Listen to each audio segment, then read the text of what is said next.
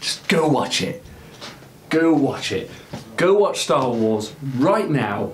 Get out your chair, get out the door, book a ticket, take your mate along with you, go watch it. It is awesome. I don't wanna like say, hype over it a lot, but it's a Star Wars film that was done right. Is it Gareth Edwards? Poor Gareth and Godzilla didn't really work out really well. I know that Monsters, there's that indie film he did, but he's done this really well, directed it really well, it's written well, the characters are not as boring and bland, they've got some dimensions to them, not just 2D characters, it shows a different side of the rebellion, it has a lot to it, and it is a nice addition.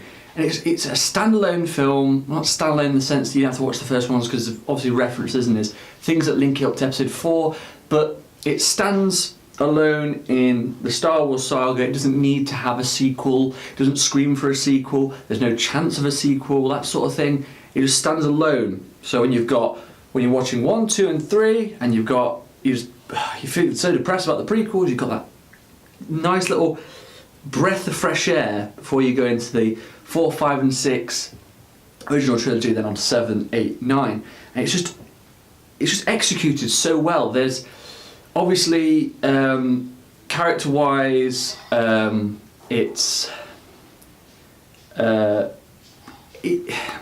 each character has its own sort of unique sort of bit on it, and they're not as clear cut. Obviously you've got Captain Cassian Andor, who is more of shows the sort of dark side of the rebellion, that he isn't as clean cut. And then you have Jin, who obviously is a smuggler, has done illegal things to get herself thrown in jail, which is where you see at the start of the film. And those are all like sort of interesting characters, and you've got obviously Mads Mikkelsen's character Galen, who's obviously integral to the Death Star's construction.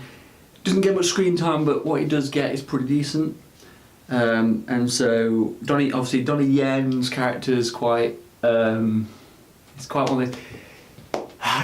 It is good because he uses obviously his like martial arts skills in it. I wish he had more screen time, but obviously you can't have hours and hours of just fight scenes for him to showcase off his skills, but it's nice to see him in it.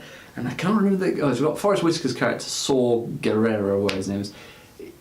Good, not in it for that long, but in it for what is needed to be for the story. What's his name? Baze. Did they ever say his name? Baze. He's basically like Donnie Yen's character's like bodyguard and friend, and he's good because he's got his like cool belt machine gun thing, blaster, which is just devastating to hordes and hordes of stormtroopers. It's really good. And then obviously we've got Alan Turk. Is it Turk as let's get the thing. His serial number K2SO, who's the like robot. Sort of. I think some articles said he's like maybe the Jar Jar Binks robot. Not true at all. He's a droid with attitude, and he's a great character to have in it. Comic relief value, also a bit of sassiness as well, which I really, really enjoyed. It got the cinema laughing, but overall, character-wise, solid characters. Story, brilliant.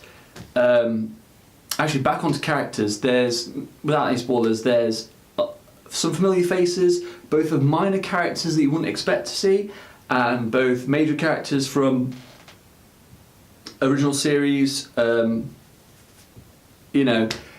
good. It's a nostalgia factor, but with some new elements. Like, for instance, like you see minor characters, like some X-wing pilots you'll see come back, that sort of thing. With obviously CGI faces, but the characters are there, and that's really good. You get that sort of nostalgia factor, but also they add new elements in. Like, there's new X-wings, new TIE Fighter classes, which looks really good. Just the balance of it. The balance of it is really, really good. So with the characters, it's pretty solid. Story-wise, it's the bit in between 4 and 3, literally just before 4 happens. This is when this takes place, and it's good. The story's a lot darker for a Star Wars. I would say probably darker than Episode 3, and it's good. It's really good. It's a solid entry, and I would argue that it's probably one of the best Star Wars films that's been made.